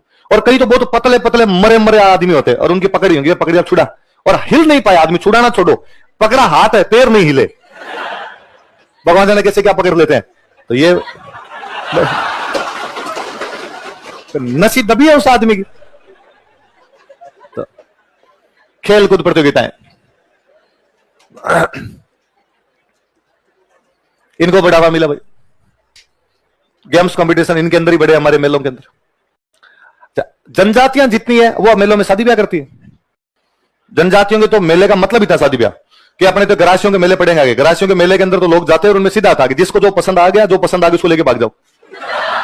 और भागना जरूरी है, यदि आप नहीं भागे तो आपकी शादी नहीं की जाएगी। पहले आप भाग जाओ, भागने के बाद में वापस आ जाओ 5-7 दिन बाद, और को ब्याह करो तो ब्याह कर देंगे। तो ये सामूहिक विवाह समारोह आप पसंद वही करेंगे। तो जनजातीय मेले, जनजातीय मेलों में क्या हुआ करते थे, उनके शादियां हुआ करती थी। और सबसे बड़ी बात ये भाई हमारे आर्थिक विकास का केंद्र है। किसका केंद्र है? आर्थिक विकास का केंद्र है। कि भाई तीज और गणगौर का मेला देखने के लिए अंग्रेज आते हैं तो आपका टूरिज्म बढ़ता है ना। आज भी कोई इंग्लैंड से आने वाला टूरिस्ट ये तय करता है कि मैं जयपुर जाना चाहता हूं तो किन दिनों के आसपास जाऊं, तो उसको जो भी कोई ट्रेवल एजेंसी होती है वो कहते तीज के टाइम जा। आपने कोई भी सोचेगा आदमी कि किसी भी देश के अंदर जाना, वहां की कल्चर देख क्यों। नॉर्मल दिनों में जयपुर आए तब तो क्या देखेगा, जैसे वो है वैसे अपने, जो उनके दिन दुनिया चल रही है वैसे दिन दुनिया अपने चल रही है। पर तीज के त्योहार वाले दिन आएगा तो उसको अपनी कल्चर दिखाई देगी, अपने गीत दिखाई देंगे, अपने यहाँ पे तीज की सवारी कैसे निकालते हैं वो दिखाई देंगे। और किसी टूरिस्ट का तीज देखने के लिए आना केवल तीज देखना नहीं है, इसका मतलब है जयपुर का पूरा टूरिज्म जो है उसको विकास हुआ है। एक टूरिस्ट आएगा तो केवल कोई ये तो है नहीं कि यहां से फ्लाइट से उतरा, तीज देखी, हाथों फ्लाइट में बैठ गया, होटल में रुकेगा, यहाँ खरीदारियां करेगा, ऑटो में इधर उधर घूमेगा, 4 लोगों से मिलेगा, ये अपने आप के अंदर टूरिज्म को बढ़ावा आपके। तो आर्थिक विकास है। आर्थिक विकास में 2 चीजें, एक तो पर्यटन और सबसे बड़ी बात है रेवेन्यू। आप पैसे लेते हो उससे। हवा महल में जाके कभी देखना, वहां लिखा हुआ है भारत के नागरिकों के लिए 20 रुपए, इंग्लैंड के नागरिकों के लिए 100 रुपए, या विदेशी नागरिकों के लिए 100 रुपए। ये सब जगह अपने बाहर जाते तो अपने से वो लेते हैं, आप खुद के देश के लिए कम, बाकी वालों से ज्यादा, और अपने तो और लूट मार है। आप हवा महल के आसपास की किसी दुकान से खरीदारी करके देखो, उनकी आदत ही खराब हो गई। अब बेडशीट है, आप बेडशीट मांगो, बेडशीट नॉर्मली 150-200 रुपए की बेडशीट होती है, उससे जाके मांगोगे भाई साहब 1500। आप उसको कहोगे मेरा रंग देख, मैं गोरा नहीं हूं, तुझे गोरों को बता बता के आदत पड़ गई 1500, तो भी वो बार्गेनिंग करता करता होगा नहीं 1000 से कम तो नहीं वैसा। वो कि वो बेडशीट आप इधर उधर दूसरी दुकान से ले लो, वो 200 रुपए में, 250 रुपए में, 150 रुपए में जीतेगी उतने की मिल जाएगी। तो ये अपने आप रेवेन्यू क्रिएट हो रहा है ना, आपका रेवेन्यू मिल रहा है। और बड़ी बात अंतरराष्ट्रीय लोकप्रियता मिलती है। मुझे अब भी कई बार बड़ी ये जोरदार चीज लगती है कि जर्मनी में कार्यक्रम हो रहा है। कहां पे कार्यक्रम हो रहा है? जर्मनी के अंदर कोई वहां का एक फेस्टिवल हो रहा है, जर्मनी का कार्यक्रम है, और उसके अंदर अपना एक लंगा गया हुआ है, लंगा मंगनियार है, वो गया हुआ है। आप कभी देख लेना, इनको धन्यवाद देना चाहिए, लाख लाख धन्यवाद बोलना चाहिए लंगा मंगनियारों को, कि जर्मनी में बैठा बैठा एक बंदा गीत गा रहा है वहां पे, और सिर पे राजस्थानी साफा है। मैं कहता हूं अपने में से कोई भी आदमी जैसे ही पैसे वाला होता है सबसे पहले कल्चर त्यागता है। और अपने ये कह दिया जाए कि जर्मनी में साफा बांध के घूमता, अपने को शर्म आए, और अपने लगे नहीं यार अब यहाँ के भी साफे बांध के घूमेंगे, वो वहां पे बैठा भी उस कल्चर को आपके बढ़ावा दे रहा है। तो अब यदि पुष्कर के मेले के अंदर, तीज के मेले के अंदर, कोई आबू के किसी मेले के अंदर, किसी मीरा महोत्सव वाले मेले के अंदर बाहर के लोग आते हैं तो आपकी कल्चर तो सीख के जाते हैं। इसलिए आप देखना पुष्कर वाला मेला या तीज वाला मेला था तो गोरे भी आएंगे तो साफे बांध बांध के घूमेंगे, सेल्फियां लेंगे साफे। और ये अपने में तो है ही नहीं। पहले अपने एक PCM 1 पुराना बेचता, उसका स्टूडेंट था संदीप इन फोक कल्चर वालों के साथ में खूब रहता। तो उसने एक दिन मेरे कहा कि सर ये आप थोड़ा सा इन कल्चर वल्चर में ध्यान देते रहते हो, तो आज एक शाम को प्रोग्राम है उसके अंदर आप आ जाना। कहां पे है? तो उसने को एड्रेस बताया, सी स्कीम का कहीं का एड्रेस था। है क्या? तो लंगा मंगनियार आएंगे, गीत गाएंगे, तो चल लेते हैं। हम गए तो वहां 50 से कुर्सियां लगी हुई। मुझे लगा यार 50 से की आदमी, तो लंगा मंगनियार कार्यक्रम होगा, तो मुझे लगा यार कोई 500-700 आदमी इकट्ठे होंगे। तो संदीप यार कुर्सियां तो 50 से की लगी हुई। ये सर इतने ही नहीं आते, 50 भी नहीं आते। क्या बात करता है यार, इतने लोग तो आ ही जाएंगे सर, आप देख लेना। थोड़ी देर में 50 कुर्सियां तो भर गई। 50 में से 42-43 अंग्रेज थे, 7-8 हम ही थे बाकी, जिनको संदीप ने बुलाया था। और अब लंगा मंगनियार वाला गीत, सच्ची बात तो ये कि आपके नहीं समझ में आए। वो जो गा रहा होता है, यदि आप ध्यान ना दो या यदि आपके कल्चर में ज्यादा इंटरेस्ट नहीं है तो कौन सा गीत गा रहा है आपको समझ नहीं आएगा। तो उनके तो एकदम ही नहीं आ रहा होगा, पर फिर भी पूरी तन्मयता से आपने देखा सीटियां बजा लेते हैं बीच में। वो बेचारे भले होते हैं, ऐसा भी कुछ नहीं, चुपचाप बुढ़े ठाडे गोरे बैठे हुए एकदम सुन रहे हैं, बाद में जाकर लंगा मंगनियारों के साथ में सेल्फियां ले रहे हैं। तो ये कल्चर ही तो बढ़ रही है हमारे। उन लोगों को यहाँ पे पता चल रहा है। फिर मैंने तो और पता लगाया उनके बारे में, तो पता चला कोई एक अंग्रेजनी थी, अपने इंडिया आई, फिर यहीं रह गई, या किसी इंडियन से शादी कर ली, जयपुर में किसी बंदे से शादी कर ली, और वो महिला ये कार्यक्रम करवाती है। और उस महिला के चक्कर में यहाँ पे गोरे इतने ज्यादा आते हैं। और एक आमेर जाओ तो पीछे की तरफ एक म्यूजियम है, अनोखी, है ना, प्रिंट प्रिंट का एक म्यूजियम है, कपड़ों वपड़ों का इनका एक म्यूजियम है। तो एक बार हम देखने तो कोई दूसरा म्यूजियम गए थे, मेरे दिमाग में था कि यहाँ पे कोई हथियारों का एक म्यूजियम है आमेर की तरफ, तो मैं वो म्यूजियम देख के आते हैं, और वो तो हमें मिला ही नहीं। किसी से पूछा म्यूजियम का, तो उसने कहा आगे जाओ आगे जाओ आगे जाओ, आगे जाते उस म्यूजियम में घुस गए, अंदर जाके देखा तो कपड़ों का म्यूजियम था। शाम हो गई थी, आमेर वाले म्यूजियम तो वैसे नहीं जा पाएंगे, अब जिसमें आगे इसी में देख लेते हैं। तो वहां पे सांगानेरी प्रिंट के, बगरू प्रिंट के कपड़े रखे हुए, ये कैसे बनते हैं, इनके बनाने का तरीका क्या होता है, और जयपुर का खूब सारा हैंडीक्राफ्ट की चीजें वहां पर, उसके बारे में पता लगा। ये क्या सेम मामला, अंग्रेजी नहीं थी, इधर रह गई। उन लोगों को ज्यादा अच्छा लगता है, उन लोगों को लगता है यार इनकी कल्चर है, मर गई कोई तो बचाए। और मुझे तो वहां बड़ी जोरदार लाइन लगी, उसने लिख रखा था कि जब तक राजतंत्र थे ये कला जिंदा थी, लोकतंत्र में ये कला समाप्त हो गई। कारण था कि पहले किसी ने बहुत अच्छा गेट बनाया, किसी ने बहुत अच्छे कपड़े बनाए, और कोई खरीदे ना खरीदे, राजा खरीद लेता। राजा कहता मैं बिकवाऊंगा, तेरे मत चिंता कर, तुम और बना, तेरे को हम इतना ऑर्डर देते हैं। अब सरकारें हैं, सरकार जिसका चाहेगी उसका तो खरीदेगी, जिसका नहीं चाहेगी उसका नहीं खरीद। राजा इस मामले न्यूट्रल हुआ करता, जो अच्छा कलाकार है उसको बढ़ावा मिलना चाहिए। सरकार कहेगी नहीं साहब हमारे वाले अच्छे हैं, बाकी वाले अच्छे। यदि किसी ने बीजेपी को वोट दिया तो कांग्रेस वाले उसके नहीं खरीदेंगे, और कांग्रेस को वोट दिया तो बीजेपी वाले उसके नहीं खरीदेंगे। उसने साफ साफ लिख रखा था कि 47 तक की कला बड़ी जिंदाबाद थी, और जयपुर के कपड़े बिकने के लिए विदेशों के अंदर जाया करते थे। अब ये कला मर गई। और वो तो आप ये अपने Sanganeri road, new Sanganeri road, इसमें वो कपड़ों वाली दुकान है। तो मैं वहां एक दिन वो पड़ गया, पड़ के आने के बाद मेरे यूं उठा गया यार बात तो सही है यार, अपने इसको बढ़ावा नहीं देते, चलो इस बार अपने सांगानेरी प्रिंट वाले खरीद के लाते हैं। तो मैं उन 2-4 दुकान वालों के पास गया, मन को यार ओरिजिनल सांगानेरी प्रिंट वाले दिखाओ। वो प्रिंट मुझे यूं थोड़ा फेडअप सा लगे, अच्छा नहीं लगे यूं प्रिंट, जबकि मैं वहां देख के आया था तो प्रिंट मुझे ज्यादा अच्छा लग रहा था। तो मुझे लगा कई बार क्या होता है कि नॉर्मल आदमी जब कोई ऐसी चीजें खरीदने जाता है, देखता है सस्ता ले लूं, तो सस्ते के चक्कर में ये बेचारे दुकान वाले भी वैसा ही दिखाते हैं। तो मैंने उसका यार महंगा हो तो भी तू दिखा दे, मैं खरीद लूंगा। उस दुकान वाले ने फिर लिटरली लास्ट में ये कहा सर जो आप चाहते हो वो बनना बंद हो गया। तो हमारे बाप दादे बनाया करते थे, वो कलर भी उनके साथ में चले गए, अब हमें न तो वो कला आती है न वैसे बनते हैं। क्यों? तो खरीदता ही नहीं कोई, उसमें वो ज्यादा चाहिए, हाथ का काम ज्यादा चाहिए, उतना हाथ का काम करेंगे तो चीजें महंगी हो जाएगी, महंगी हो जाएगी तो लोग खरीदेंगे नहीं, गवर्नमेंट बढ़ावा देती नहीं, तो क्या करें? फिर तो जैसे जैसे अब रंग केमिकल आते हैं, इन केमिकल से हमने रंग बनाए, रंग बना के डाल देते हैं, रंगाई छपाई हो गई, बेच लेते हैं, जितना जो बिक जाएगा वो ठीक है। ठीक है, बाप दादाओं का नाम है, लोगों को लगता है सांगानेरी प्रिंट है, बल्कि सर ये प्रिंट नहीं है, ये तो कोई बना लेगा आके। मगर ये बात भी सही है इसकी। पहले ये मेले वगैरह लगते हैं तो अपने आप में आर्थिक विकास का केंद्र थे, क्योंकि हस्तकला की कोई भी चीज है वहां पर ले जाके आप क्या कर सकते हो, बेच सकते हो। तो मेले जो है वो हमारे किसको बढ़ावा देते हैं? अंतरराष्ट्रीय लोकप्रियता। किसको बढ़ा देते हैं? और मैं इधर एक बात लिखना भूल गया इसमें, एक और बड़ी जोरदार थी। पहले गांव में जब बड़ी लड़ाइयां हो जाती, वह 2 गांव के बीच की लड़ाइयां हो गई, अब इसकी पंचायती कहां होगी? मेलों में। क्योंकि मेला 20 गांव के बीच का एक मेला हुआ करता, अब इसके लिए तो पंचायती के लिए 20 गांव के लोग इकट्ठे हो, तो कैसे इकट्ठे कर सकते हो आप? तो मेले में अपने आप हो जाएंगे। तो कोई बड़ा कोई विवाद होता, सीमा विवाद है गांव के बीच का, कोई पशुओं का विवाद हो जाता कई बार कि तुम्हारे पशु इधर चरने के लिए आ गए थे, हम नहीं चरने देंगे। एक गांव के किसी दूसरे आदमी का मर्डर टाइप का कोई मामला हो गया, तो अरे पंचायती करेंगे। कब पंचायती करेंगे? कि लो साहब 10 दिन बाद में मेला उसमें करें, उसमें सारे गांव के पंच इकट्ठे होंगे, पंच इकट्ठे होंगे तो हमारी न्याय व्यवस्था का केंद्र थे, न्याय का केंद्र थे। तो मेले और त्योहार कितनी सारी चीजें बढ़ाते हैं हमारे जीवन में। तो क्या क्या लेके आते हैं जीवन में? हैप्पीनेस लेके आते हैं। क्या बढ़ाते हैं? सोशल हार्मनी बढ़ाते हैं। किसका काम करते हैं? मार्केट, सामान बिकता था, तो सामान क्या बिकेगी आपकी? हस्तकला को प्रोत्साहन मिलता है, पशुओं की खरीद बिक्री होती है, मनोरंजन के केंद्र थे वो, खेलकूद प्रतियोगिताओं को बढ़ावा मिलता है। जनजातीय मेलों में क्या करते हैं? आपका इकोनॉमिक डेवलपमेंट होता है, दोनों तरीके से। क्या बढ़ता है? आपका टूरिज्म बढ़ता है और आपका रेवेन्यू क्रिएट होता है। मेलों के माध्यम से राजस्थान को क्या मिलती है? अंतरराष्ट्रीय लोकप्रियता मिलती है। किसका काम करते हैं? लिख लोगे? उतारो।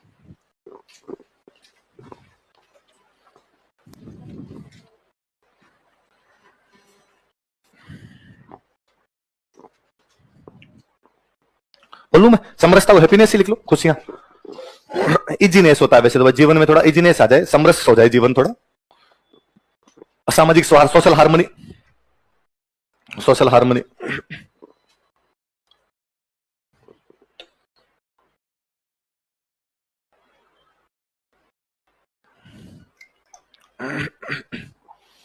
हस्तकला को प्रोत्साहन, प्रमोशन ऑफ हैंडीक्राफ्ट।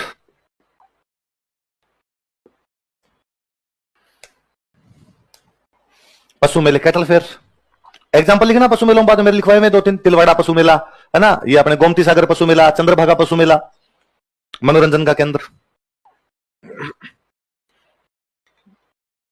तो लिखना इनमें लोक नृत्य, लोक नाट्य आदि प्रस्तुत किए जाते थे। सेंटर ऑफ एंटरटेनमेंट, खेलकूद प्रतियोगिताओं को बढ़ावा, प्रमोशन ऑफ गेम्स कंपटीशन। ये नट के जो खेल होते हैं ये सारे इन्हीं में दिखाते हैं। मदारी वगैरह जो भी आते हैं वो इनके अंदर आया करते। हिंडे हिंडने तक इनमें जाया करते थे, डॉलर हिंडे आते। तो गांव वाले सब ज्यादा तो डॉलर हिंडों को याद करते हैं, पहले मेलों में हिंडे आया करते थे। हिंडा समझते हो? झूला, झूला झूले हैं, अभी भी आते हैं। कहां पे? महाराष्ट्र में। हाँ, तुम महाराष्ट्र की हो गई पूरी अब, है ना। कौन सा मेला लगता है महाराष्ट्र में? बताओ हमें 2-3 मेलों के नाम। देवी की लगते हैं, माता जी के, वही है, अपने वही पढ़ रहे हैं, अपने भी देवी देवताओं के। जनजातीय मेले, ट्राइबल फेयर, ट्राइबल फेयर्स। आगे जनजातियां पढ़ेंगे तब मैं दो चार नाम और बता दूंगा आगे, एक बार अपने लिख लो केवल इतने। आर्थिक विकास, इकोनॉमिक डेवलपमेंट, टूरिज्म और रेवेन्यू दोनों तरीके से।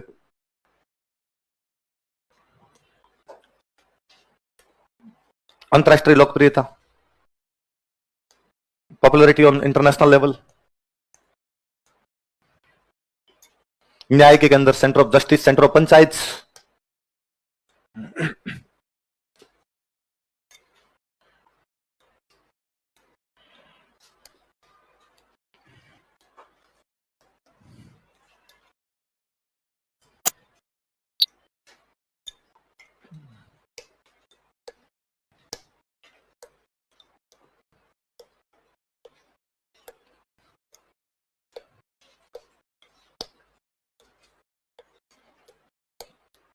ठीक है, अब आगे बढ़े, नया टॉपिक पढ़ ले। लिखो राजस्थान के लोक नृत्य, गीत हो गए। अब लिखो राजस्थान के लोक नृत्य, फोक डांसेज ऑफ राजस्थान। इन पॉइंट्स को मिला के अच्छा आंसर लिखना खुद, ये नहीं कि पॉइंट्स लिख लिए बाद छोड़ दिए। लोक नृत्य, लोक नृत्यों का नाम बेसिकली अपने दो भागों में बांट सकते हैं, एक तो रीजनल, एक ट्राइबल। कौन कौन से दो बताओ, देखिए, रीजनल और ट्राइबल। एक तो क्षत्रिय और दूसरे कौन से हो गए आपके, जनता। जैसे अभी अपने नृत्य पढ़ेंगे ना, और सवाल भी आप चेक करना कभी, आज पुराने क्वेश्चन जाके देखना आप नृत्यों के। दो प्रकार के क्वेश्चन पक्के मिलेंगे, या तो आपको मिलेगा कि कच्ची घोड़ी नृत्य कौन से क्षेत्र में किया जाता है, गिंदर नृत्य कौन से क्षेत्र में किया जाता है, या मिलेगा गेर नृत्य कौन सी जनजाति करती है, वालर नृत्य कौन सी जनजाति करती है, कालबेलियों के नृत्यों के नाम बताइए। इसलिए या तो पूछा जाता है क्षेत्र, या क्या पूछी जाती है उसकी ट्राइब पूछी जाती है, जनजाति कौन सी। आई बात समझ में? तो लिखो, पहले लिखो अपने क्षत्रिय लोक नृत्य, रीजनल फोक डांसेस, क्षत्रिय लोक नृत्य, रीजनल फोक डांसेस। किसी स्पेसिफिक एरिया में जो किए जाए, तो एक नंबर लगा के लिखो घूमर, घूमर।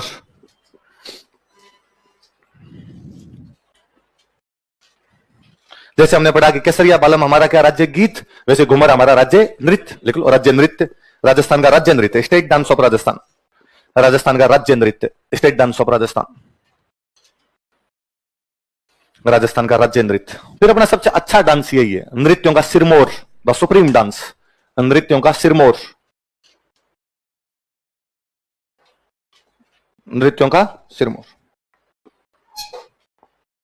फिर घूमर अपना वो डांस है जो पूरे राजस्थान में ही होता है, तभी राज्य नृत्य घोषित किया आप।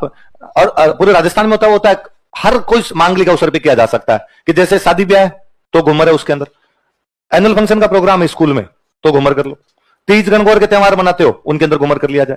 कोई बिल क्लिंटन राजस्थान आया है, उसके सामने कार्यक्रम दिखाना है तो भी अपने क्या दिखाते हैं, राजस्थान की आत्मा है घूमर। क्या राजस्थान की, लिख लो, राजस्थान की आत्मा, soul of Rajasthan, soul of Rajasthan, Rajasthan की आत्मा। कोई पूछेगा कौन से नृत्य को राजस्थान की आत्मा कहते हैं, घूमर। राजस्थान का राज्य नृत्य कौन सा है, घूमर। नृत्यों का सिरमौर कौन सा है, घूमर। अब बात दो तीन बातें आती है, कौन करता है, कब किया जाता है। महिलाएं करती है, कोई शुभ काम होता है उन पर कर लिया जाता है। लिख लो, महिलाओं द्वारा मांगलिक अवसरों पर यह नृत्य किया जाता है, महिलाओं द्वारा मांगलिक अवसरों पर यह, मांगलिक अवसर मतलब शादी ब्याह या तीज त्योहार, मांगलिक अवसरों पर यह नृत्य किया जाता है। Women perform this dance on Holi occasions, मांगलिक अवसरों पर या शुभ अवसरों पर, पवित्र अवसरों पर यह नृत्य किया जाता है। Women perform this dance on Holi occasions. मैं लिखवाता हूं भाई महिलाओं द्वारा नृत्य किया जाता है, फिर कई बार कोई स्टूडेंट आगे कहता है कि नहीं सर पुरुष भी करते हैं।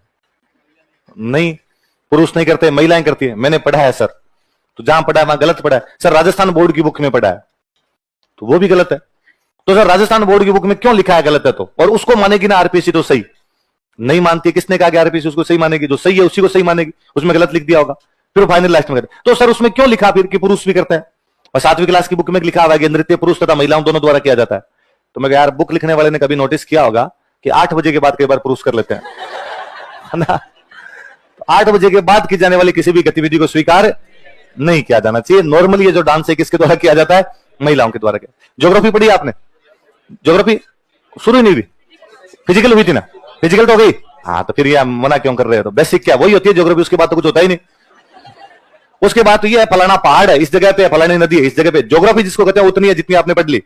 आगे तो आंकड़े लिखने हैं, वो तो बाद में कैसे लिख लो, उसमें क्या है तो वो पढ़ लेना बाद में। तो आपने ज्योग्राफी में दो चीज पढ़ी होगी, परिक्रमण और परिभ्रमण, रोटेशन और रिवोल्यूशन पढ़ा था आपने। घूमर में दोनों होते हैं। महिलाएं गोल घेरे में नाचती है। महिलाएं किस में नाचती है? अपनी धुरी पर घूमते हुए, अपनी धुरी पर घूमते। लिखो, महिलाएं गोल घेरे में अपनी धुरी पर घूमती हुई नृत्य करती है। महिलाएं गोल घेरे में अपनी ही धुरी पर घूमते हुए नृत्य करती है। Women perform this dance on their axis in a round circle. Women perform this dance on their axis in a round circle. महिलाएं गोल घेरे में, गंगा सिंह जी टाइम वाला पंखा गिरेगा रे, खड़ खड़ खड़ खड़, ठीक करवाना रे इसको, आंसर है नीचे आ जाएगा, ये देश के काम आ जाएंगे कोई। लिखो, महिलाएं गोल घेरे में अपनी धुरी पर घूमते हुए नृत्य करती है। Women perform this dance on their axis in a round circle.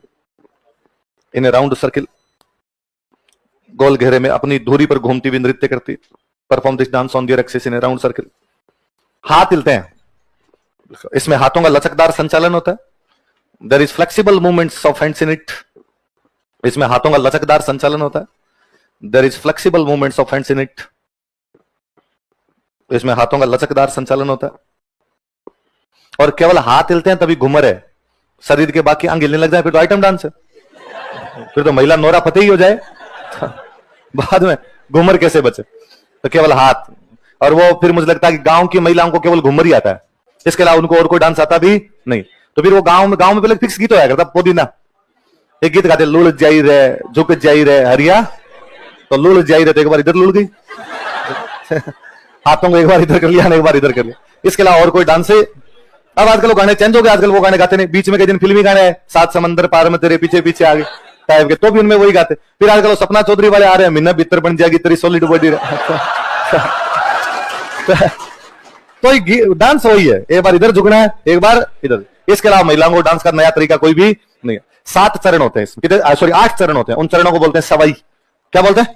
पैरों का मूवमेंट चेंज होने का तरीका होता है। लिखो, इस नृत्य में 8 चरण होते हैं। There are 8 steps in this dance. इस नृत्य में 8 चरण होते हैं। There are 8 steps in this dance, जिन्हें सवाई कहा जाता है, which is called as Sawai. जिन्हें सवाई कहा जाता है, which is called as Sawai. जिन्हें सवाई कहा जाता है।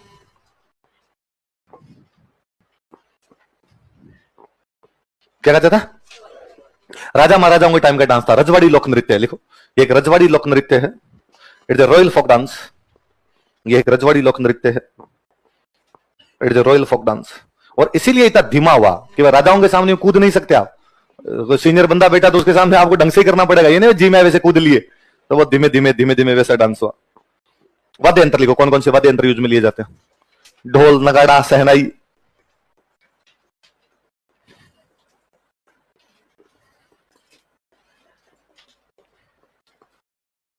ढोल, नगाड़ा, सहनाई। कौन कौन से वाद्य यंत्र बताओ देखिए? ढोल, नगाड़ा और सहनाई। ठीक है, अगला डांस लिखो। इसके बाद लिखो कच्छी घोड़ी।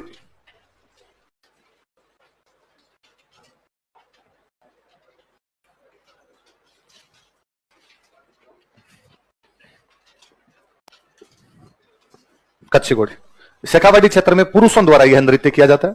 Man perform this dance in Shekhawati region. वही क्या है? क्या हो गया रे पीछे वालों में? कोई कर रहा है? कच्छी घोड़ी करेगा आगे आगे? किसको करना है? हाँ? हाँ? किसको आता है? क्या करे? कच्चा बादाम करेगा कि कच्ची घोड़ी नहीं आता सर, कच्चा बादाम कर देंगे। लिखो, शेखावाटी क्षेत्र में पुरुषों द्वारा यह नृत्य किया जाता है। Man perform this dance in Shekhawati reason.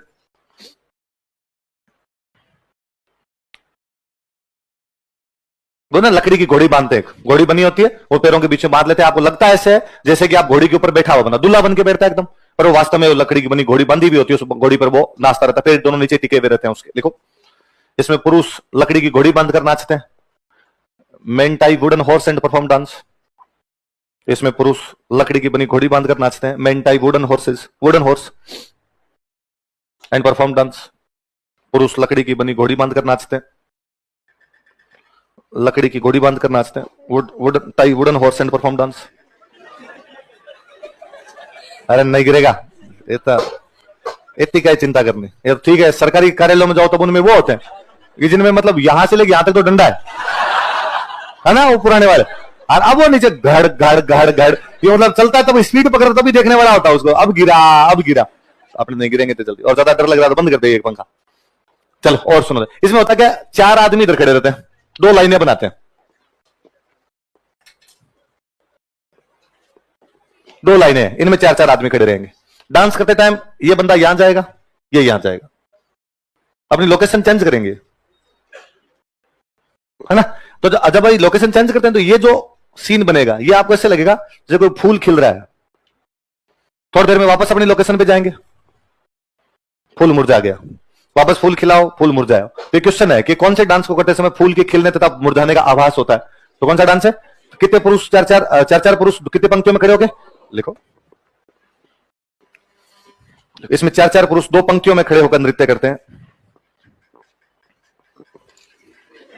4-4 पुरुष 2 पंक्तियों में खड़े होकर नृत्य करते हैं। 8 men make 2 lines and perform dance। 8 men make 2 lines। क्या हो गया अब,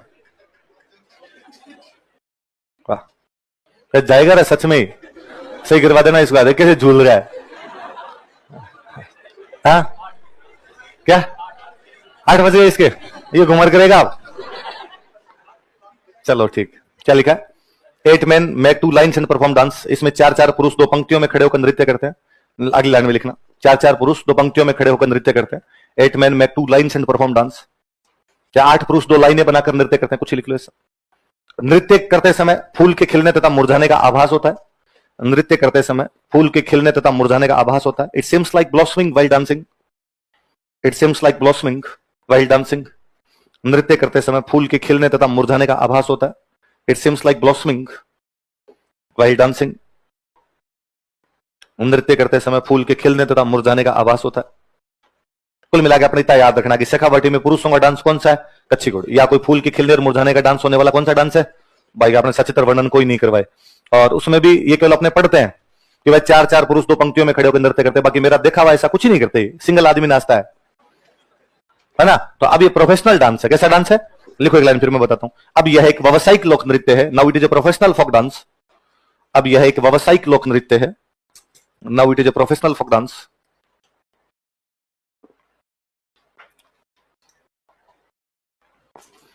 now it is a professional folk dance.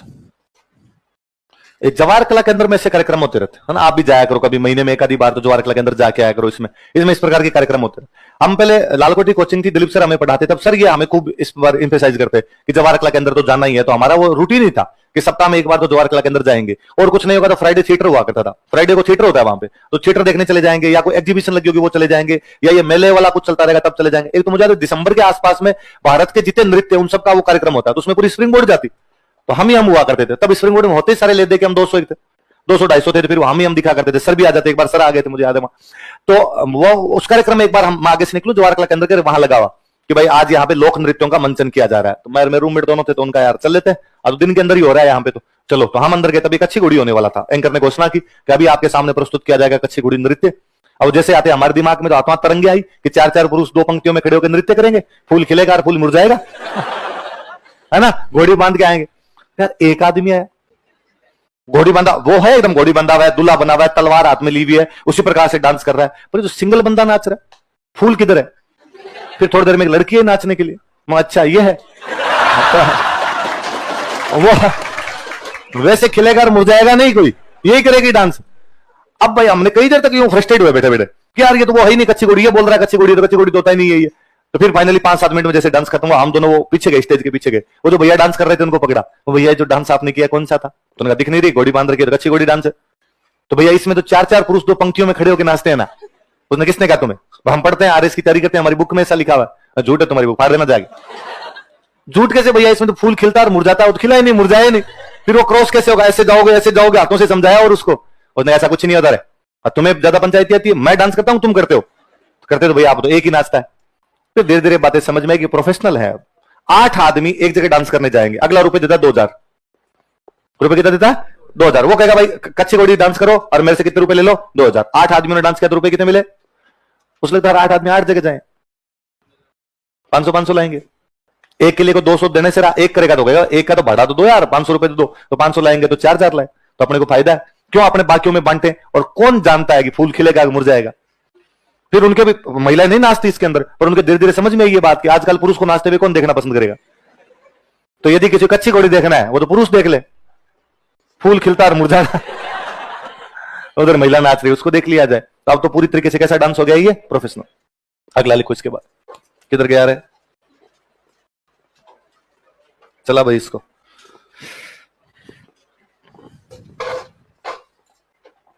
अगला लिखो, ढोल नृत्य।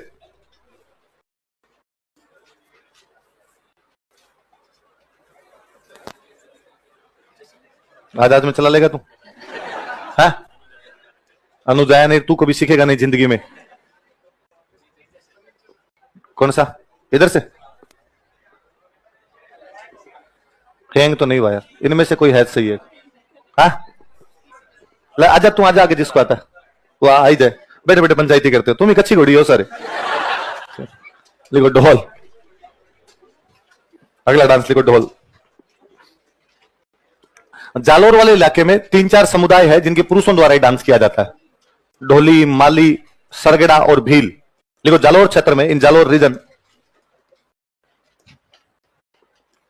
जालोर क्षेत्र में, इन जालोर रीजन, ढोली, माली, सरगड़ा तथा भील समुदाय के पुरुषों द्वारा यह नृत्य किया जाता है। Men of Dholi, Mali, Sargara and Bhil communities perform this dance. Dholi, Mali, Sargara तथा भील समुदाय के पुरुषों द्वारा यह नृत्य किया जाता है। Men of Dholi, Mali, Sargara and Bhil communities perform this dance. Dholi, Mali, Bhil तथा सरगड़ा समुदाय के पुरुषों द्वारा यह नृत्य किया जाता है। Men of Dholi, Mali, Sargara and Bhil communities perform this dance. अभी ढोल बजाने की उनकी कोई स्टाइल होती है, इसको बोलते हैं थाकना। क्या बोलते हैं, लिखो, यह नृत्य थाकना शैली में किया जाता है। This dance is performed in Thakna style.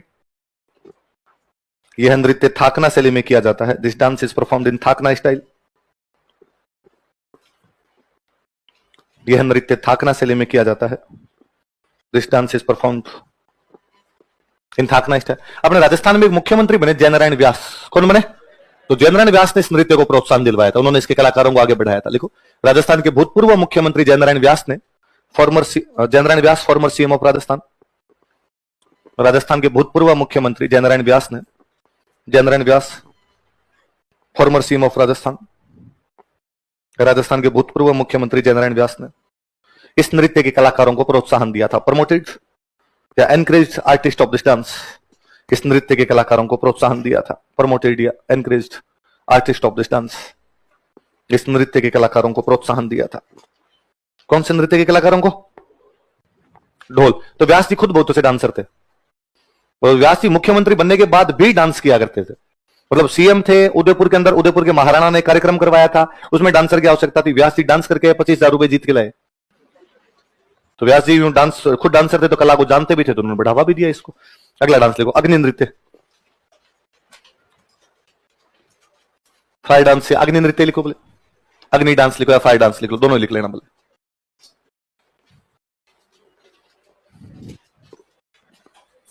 अग्नि नृत्य बताया था मैंने बीच में शायद, जसनाती संप्रदाय के पुरुषों द्वारा किया जाता। लिख लो, जसनाती संप्रदाय के पुरुषों द्वारा यह नृत्य किया जाता है। Men of Jasnathi sect perform this dance. Jasnathi संप्रदाय के पुरुषों द्वारा यह नृत्य किया जाता है। Men of Jasnathi sect perform this dance.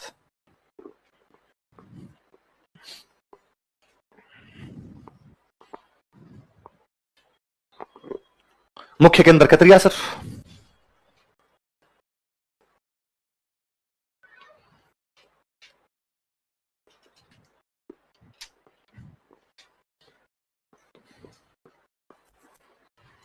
नाम से पता चलता है जलते हुए अंगारों पर नृत्य करते हैं। लिख लो, इसमें जलते हुए अंगारों पर नृत्य किया जाता है।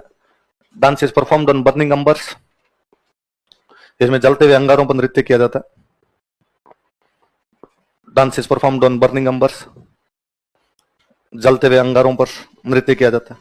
वो जो अंगारे होते हैं ना, उनको बोलते हैं मतीरा। क्या बोलते हैं, लिख लो, अंगारों को मतीरा कहा जाता है। अंबर्स आर कॉल्ड एज मतीरा, अंगारों को मतीरा कहा जाता है, अंबर्स आर कॉल्ड एज मतीरा।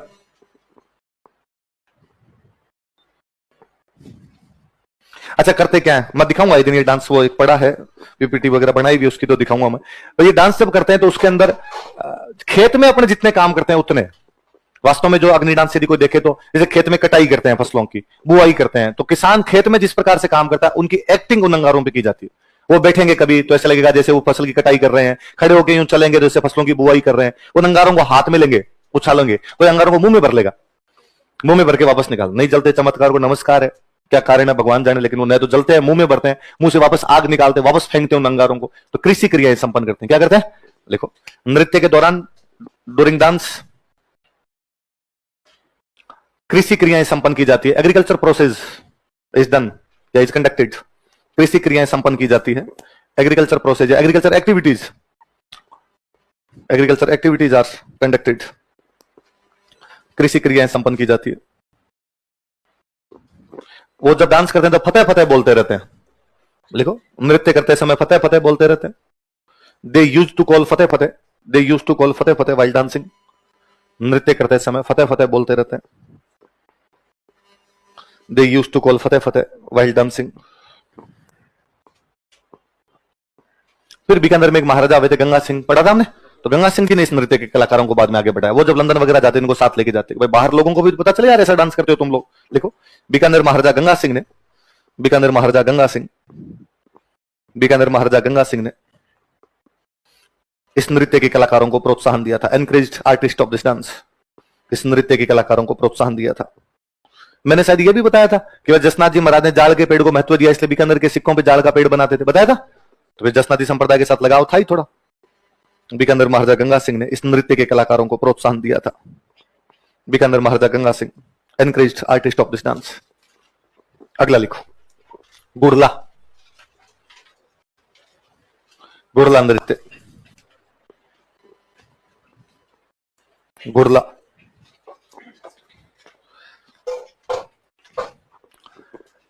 जोधपुर में किया जाता है, महिलाओं द्वारा किया जाता है, और शीतलाष्टमी से लेकर गणगौर तक किया जाता है।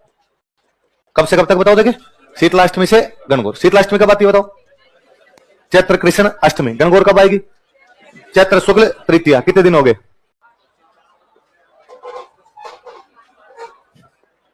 10। अष्टमी आ गई तो 7 दिन तो इस पक्ष के बच गए, और 3 दिन अगले 7 और 3 कितने होते हैं, अल्लाह रहम करे तुम्हारे पे। तो कब कहां पे किया जाता है, जोधपुर। किसके द्वारा, कब से कब तक, लिखो, जोधपुर क्षेत्र में, इन जोधपुर रीजन,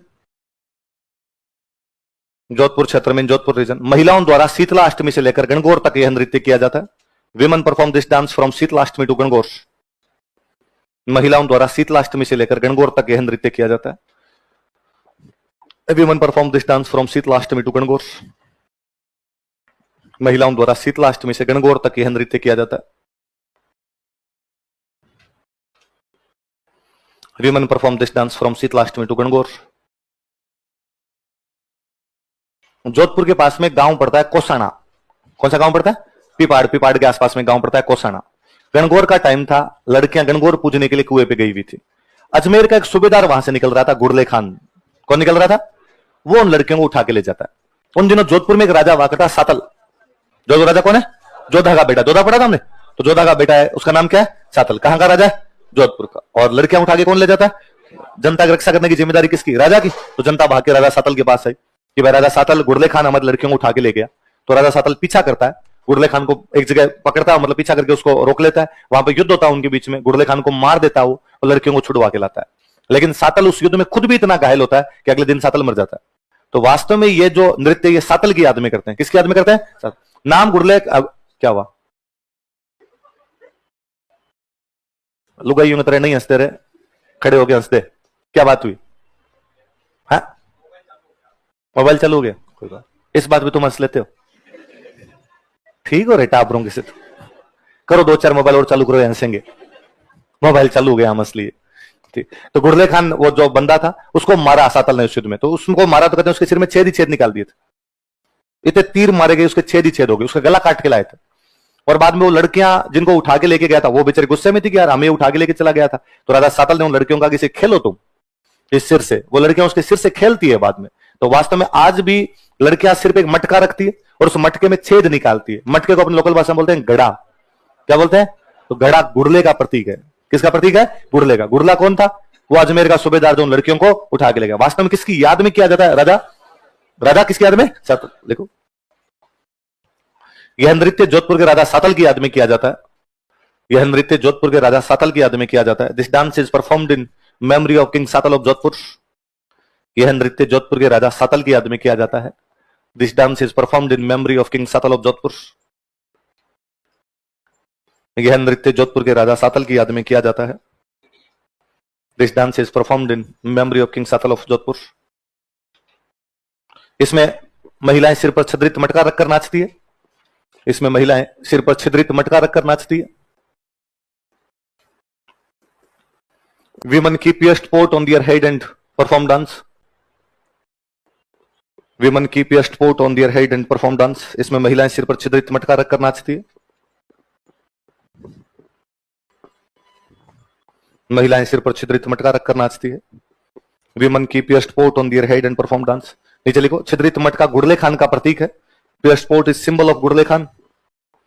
छिद्रित मटका गुड़ले खान का प्रतीक है। Pear sport is symbol of गुड़ले Khan.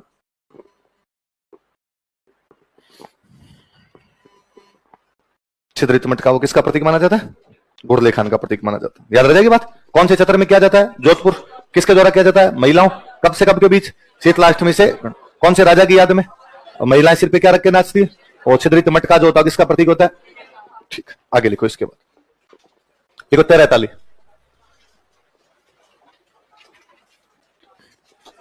तेरह ताली।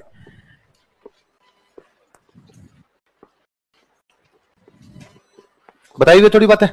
कामड़िया पंथ की महिलाएं करती है। कामड़िया पंथ किसने शुरू किया था, तो रामदेव जी के मेले के दौरान कामड़िया पंथ की महिलाओं द्वारा किया जाता। लिखो रामदेव जी के मेले के दौरान, during fair of Ramdev ji. Ramdev ji के मेले के दौरान, during fair of Ramdev ji, Kamadia पंथ की महिलाओं द्वारा, women of Kamadia sect, Kamadia पंथ की महिलाओं द्वारा, विमेन ऑफ कामड़िया सेक्ट,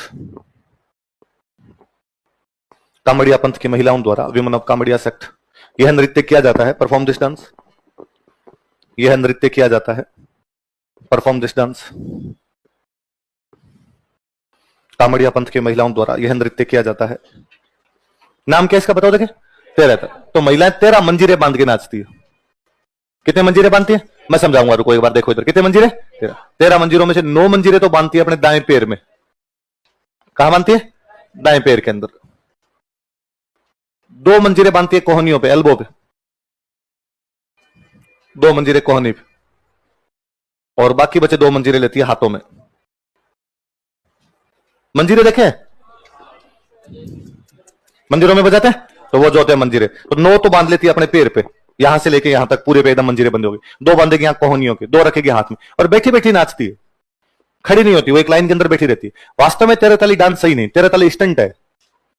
वो बैठी रहेगी, एक महिला यूं पैर आगे किए हुए, पैर में मंजीरे बंधे हुए, और लाइन के अंदर बैठी रहेगी। फिर अपने पीछे जैसे को रुमाल रखेगी, थोड़ा थोड़ा गैप होता है महिलाओं के जो रुमाल, फिर वो एक महिला जो बैठी है वो पीछे झुकेगी, पूरा अपने आप को फोल्ड कर देगी ऐसे पीछे, और जो रुमाल पड़ा है उसको जीभ से उठाएगी, उसको आंखों से उठाएगी, उसको दांत से पकड़ेगी, या पीछे 5 रुपए का सिक्का रख देंगे, वो 5 रुपए वाला सिक्का आंखों की पुतलियों से, आंखों से उठाना। आप पीछे पूरा मुड़े हुए और आंखों से उठा के लेके आ रहे हो, उसको सुई रख लेंगे, जीभ से सुई उठा के लेके आएगी। स्टंट है।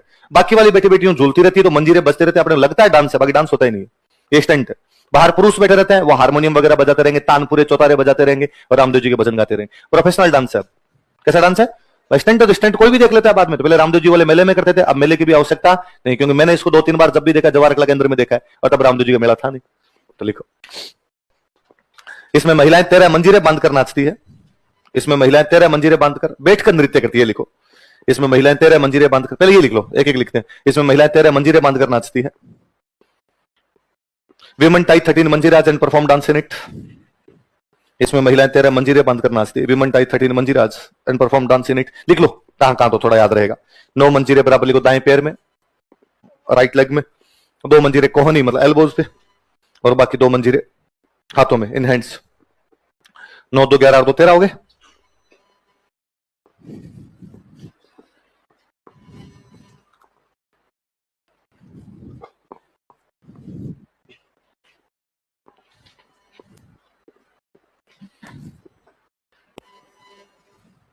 उतार लिया। नीचे लिखो, इसमें महिलाएं बैठकर नृत्य करती है, women perform dance in sitting position. इसमें महिलाएं बैठकर नृत्य करती है, women perform dance in sitting position. इसमें महिलाएं बैठकर नृत्य करती है, women perform dance in sitting position.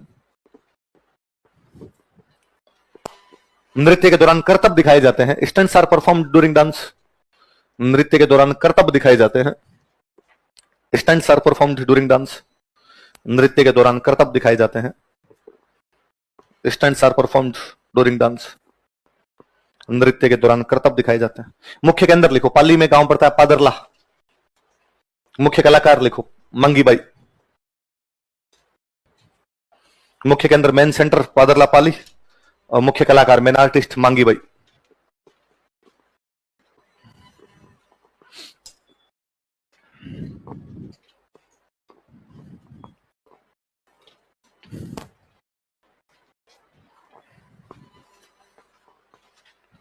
लिख लिया। इसमें पुरुषों द्वारा वाद्य यंत्र बजाए जाते हैं, man play musical instruments in it. इसमें पुरुषों द्वारा वाद्य यंत्र बजाए जाते हैं, man play musical instruments in it.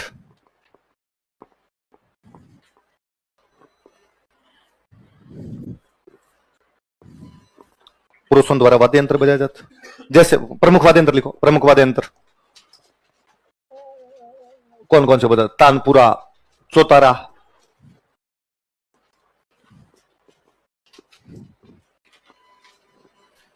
Tanpura, Chautara.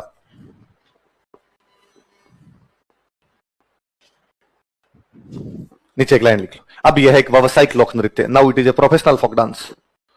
अब यह एक व्यावसायिक लोक नृत्य, now it is a professional folk dance. अब यह एक व्यावसायिक लोक नृत्य, now it is a professional folk dance. अगला लिखो, गिंदड़।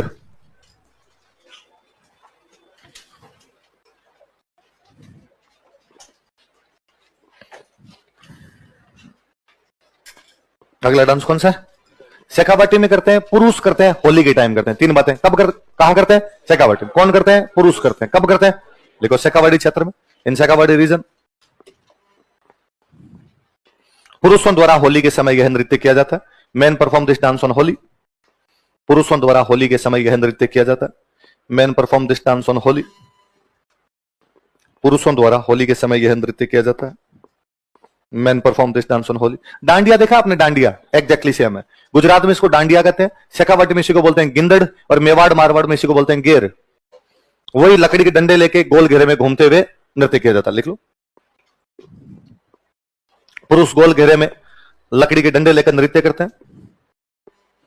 पुरुष गोल घेरे में लकड़ी के डंडे टकराते हुए नृत्य करते हैं। ये लिख लो, लकड़ी के डंडे टकराते हुए नृत्य करते हैं। Man keep wooden sticks in their hands and perform dance in a round circle. Men keep wooden sticks in their hands and perform dance in a round circle. पुरुष गोल घेरे में डंडे टकराते हुए नृत्य करते हैं। गोल घेरे में लकड़ी के डंडे टकराते हुए नृत्य करते हैं। Men keep wooden sticks in their hands and perform dance in a round circle. वाद्य यंत्र लिखो, बीच में वाद्य यंत्र बजता रहता है, नगाड़ा। वाद्य यंत्र नगाड़ा। कौन सा वाद्य यंत्र बजाते रहते हैं? अच्छा, पुरुषों का डांस होता है। वैसे भी होली के टाइम जो भी डांस होंगे ना, वो पुरुषों के होंगे। महिलाओं का बहुत रेयर अपवाद ही मिलेंगे आपको डांस। पर इसमें कोई पुरुष महिला बन के नाचता, महिलाओं वाले कपड़े पहन के नाचता है, उसको बोलते हैं गणगौर। क्या बोलते हैं? या बोलते हैं मेहरी। क्या बोलते हैं? लिखो, इसमें जो पुरुष महिलाओं के कपड़े पहनकर नाचता है, men who wears female costumes and perform dance. इसमें जो पुरुष महिलाओं के कपड़े पहनकर नाचता है, man who wears female costume and perform dance, Gangaur या महरी कहलाता है। इज कॉल्ड एज गणगौर और महरी। गणगौर या महरी कहलाता है, इज कॉल्ड एज गणगौर और महरी। गणगौर या महरी कहलाता है, इज कॉल्ड एज गणगौर और महरी।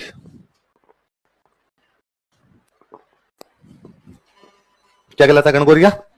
अगला डांस लिखो। अरे एक लास्ट बम। अरे नाम जो कितना जोरदार। और ऐसे नाम भरतपुर वाली रख सकते हैं। भरतपुर क्षेत्र में होता है, पुरुषों द्वारा किया जाता है। वो नगाड़ा बजाते हैं, उस नगाड़े को क्या बोलते हैं? बम। जो गीत गाते हैं उनको बोलते हैं रसिया। क्या बोलते हैं? होली के टाइम का है तो होली, फसलों की कटाई वाला सारी जो सीजन होता है, तो जो नगाड़े को तो क्या बोलते हैं? बम। गीत को क्या बोलते हैं? इसलिए इस डांस का नाम हो गया बम रसिया। क्या नाम हो गया? लिखो। भरतपुर क्षेत्र में पुरुषों द्वारा यह नृत्य किया जाता है। In Bharatpur region men perform this dance. Bharatpur क्षेत्र में पुरुषों द्वारा यह नृत्य किया जाता है। In Bharatpur region men perform this dance. पुरुषों द्वारा यह नृत्य किया जाता है। वाद्य यंत्र लिख लो, नगाड़ा, म्यूजिकल इंस्ट्रूमेंट बराबर नगाड़ा।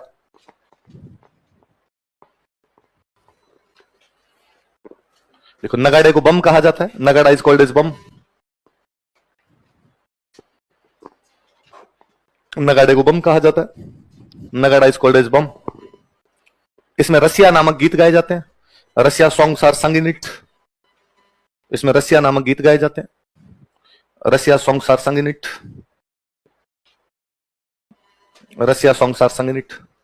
अतः इस नृत्य को बम रसिया भी कहा जाता है। So this dance is also called as Bam Rasiya. बजाओ बम, गाओ रसिया, तो क्या हो गया? बम रसिया। अतः इस नृत्य को बम रसिया भी कहा जाता है। So this dance is also called as Bam Rasiya. इस नृत्य को बम रसिया भी कहा जाता है। चलो कल पढ़ेंगे बाकी।